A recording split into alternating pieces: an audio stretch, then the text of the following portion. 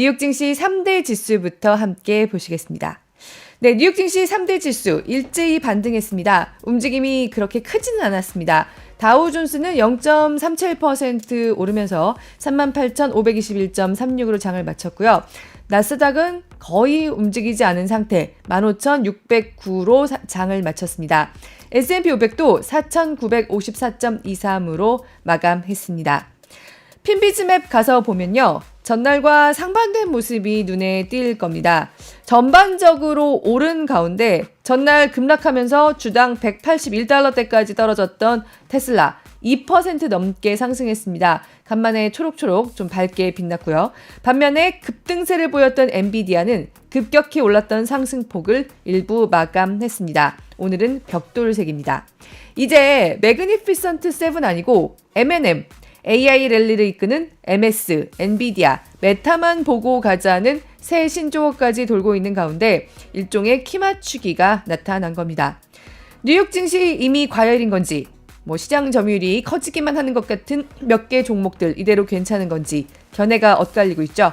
오늘 장희성 지점장과 어떻게 판단하면 될지 그 근거와 기준 어떻게 삼으면 좋을지 살펴보겠다고 말씀드렸습니다. 다른 뉴스 좀 더 살펴보면서 가고 잠시 후에 본격적으로 짚어보도록 하겠습니다. 이런 가운데 종목판으로 가보면요. 저희 늘 문제적 종목 우측 상단에 보여드린다고 말씀드렸습니다. 이 회사 추락의 끝이 어딜지 모르겠습니다. 저희 요즘 연일 동정 전해드리고 있는 뉴욕 커뮤니티 뱅코프 NYCB의 주가 간밤에 22% 넘게 폭락했습니다. 주당 4.195달러까지 떨어져 있습니다. 사실 여기 유서 깊은 은행인데요. 무려 27년 만에 가장 낮은 주가 1997년 수준으로 되돌아간 겁니다. 제닛 옐런 미 재무부 장관이 의회에 나가서 상업용 부동산 문제로 스트레스를 받는 일부 금융기관이 있을 수 있다고 말한 게 또 투자자들을 자극했습니다. 이 은행은 일부 주주들이 그동안 은행이 상업용 부동산 관련 대출 부실을 숨겨왔다고 집단소송까지 제기한 상태입니다. 아직까지는 뉴욕 커뮤니티 뱅코프, NYCB가 특히 다른 은행들에 비해서 더 비즈니스에 실패했을 가능성이 크다. 이런 쪽의 의견이 더 중론이긴 하지만요. 상업용 부동산이 상당히 어렵다는 증거가 많이 있는 데다가 특히 사무실, 오피스 시장은 사람들이 보통 생각하고 있는 것보다 상황이 더 어려울 수 있다는 경고도 월가에서 스멀스멀 나오고 있는 상황입니다.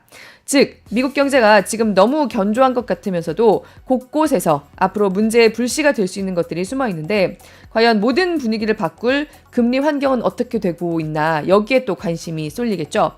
여기서 금리로 가보도록 하겠습니다. 미 국채 금리 함께 보면요. 네, 간밤에는 어느 정도 하락하면서 장을 마감했습니다. 미 국채 10년물 금리 7.4bp 떨어지면서 다시 4%로 좀 근접하고 있는 모습이고요. 미 국채 2년물 금리도 다시 좀 내려가고 있습니다. 7.3bp 하락하면서 4.39%대에서 움직이고 있습니다. 간밤에 나온 미 국채 3년물 경매가 흥행한 게 크게 작용했습니다. 발행 당시의 시장 금리보다 좀 낮게 줘도 3년물 국채를 잘 사가더라는 겁니다. 그러니까 금리는 하락하겠죠. 이런 금리 분위기는 연준이 최근에 좀 더 타이트한 발언을 이어가고 있는데도 나왔습니다. 연준은 정말 데이터를 보고 움직일 거다. 아직 인플레이션을 충분히 낮췄다는 확신을 갖기가 힘들다. 올해 5번, 6번까지도 금리를 낮출 수 있다는 시장의 기대는 진짜 기대에 불과한 수준이다. 이런 취지의 발언들을 연준 인사들이 요즘에 잇따라 내놓고 있는데요.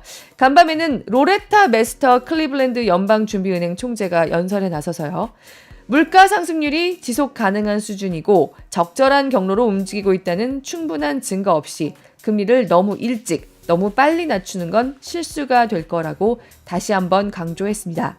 경제가 예상대로 간다고 하면 아마도 올해 후반에, 나중에 금리 인하에 대한 확신을 갖게 될 거고 올해 3번의 금리 인하를 예상한다고도 다시 한번 얘기했습니다.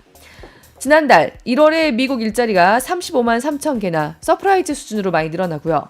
서비스업도 계속 강한 것 같고 게다가 간밤에는 뉴욕 연방은행이 미국의 4분기 가계비 수준을 발표했는데요. 일단 1년 전보다 6,040억 달러 늘어난 17조 5천억 달러 수준으로 사상 최고치긴 합니다. 하지만 사실 경제가 활발하게 성장하고 있으면 거의 당연하게 부채 규모도 따라서 커지게 되죠. 과도한 수준의 부채가 문제인 거지 경제가 커지는데 부채는 줄어드는 모습은 사실 거의 나타나지 않습니다. 그렇게 보면 여전히 미국의 가계부채가 늘어나는 수준은 전에도 한국처럼 과도한 레벨이었던 적은 없었고 지금도 마찬가지다라고 볼 수 있는 수준이라는 겁니다.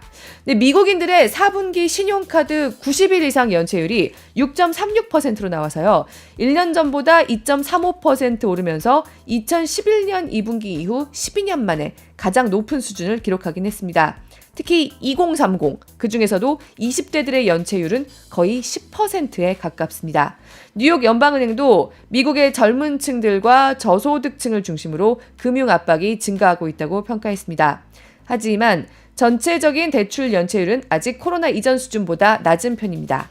아직은 적어도 가계빚의 경우에 미국은 크게 우려할 수준은 아니라는 겁니다. 또 지난해 말 고금리 환경에서 벗어나기 시작하면서 기업들의 대출 부담도 낮아지기 시작한 걸로 나옵니다. 앞서서 상업용 부동산발 금융 불안이 존재한다고 말씀드렸지만요. 한편에서는 이런 긍정적인 시그널도 있습니다. 이런 상황을 종합적으로 어떻게 판단하면 좋을지 잠시 후에 장희상 지점장과 함께 좀 더 자세하게 짚어보도록 하겠습니다. 이런 가운데 종목판으로 다시 가보면요. 네, 저희 우측 상단에 늘 문제적 종목 보여드린다고 말씀드렸는데 사실 요 며칠 스냅이 엄청나게 휘청였습니다. 지금 간밤에는 4% 약간 기술적 반등하는 모습이 나타났지만요. 지금 장 마감 후에 장외 시장에서 무려 30% 넘게 폭락하고 있습니다. 스냅은 계속해서 얼마 전에 사실 그 구조조정에 들어갔던 위워크와 마찬가지로 그야말로 추락의 끝이 보이지 않는 모습인데요.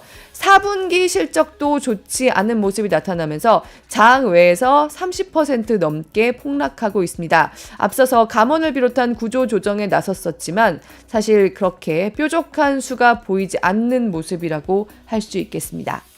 이런 가운데 도널드 트럼프 전 대통령의 주장이 항소법원, 2심 법원에서도 배척당했습니다. 미국 대통령의 재임 중 공무행위는 퇴임 후에도 형사처벌 대상이 될 수 없다는 주장을 법원이 받아들이지 않은 겁니다.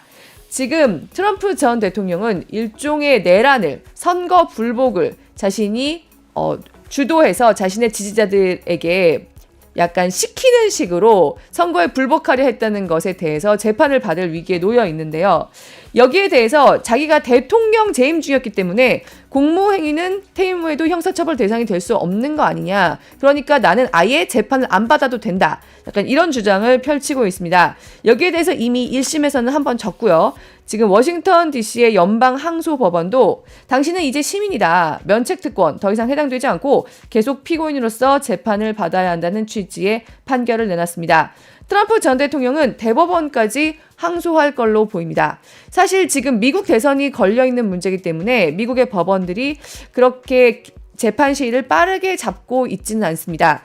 하지만 니키 헤일리 전 대사, 지금 유일하게 공화당에서 트럼프 전 대통령의 대항마로 분투하고 있는 니키 헤일리 전 대사 같은 경우에도 이런 트럼프 전 대통령의 경우에 이런 사법 리스크가 있기 때문에 계속 경선에 나서고 있는 거 아니냐는 추측도 나올 정도로 지금 트럼프 전 대통령에게 걸려있는 사법 리스크가 작지는 않습니다.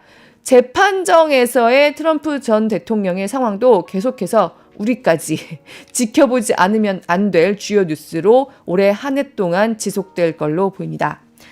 이런 가운데 유가로 가보겠습니다. 유가 가보면요. 유가는 보시는 것처럼 이틀 연속 올랐습니다. 브렌트유 다시 $80에 가까워지고 있습니다. 0.77% 오르면서 배럴당 78.59달러로 장을 마쳤고요. 서부 텍사스산 중진유는 0.73% 오르면서 73.31달러로 장을 마쳤습니다. 하마스와 이스라엘이 휴전 협상에 긍정적인 진전을 보이고 있다. 하마스 측에서 지금의 협상안에 대해서 긍정적인 반응을 보였다는 소식이 들어오고 있지만요. 아직 최종 결론은 나오지 않은 상태에서 시장은 일단 관망하고 있는 분위기입니다.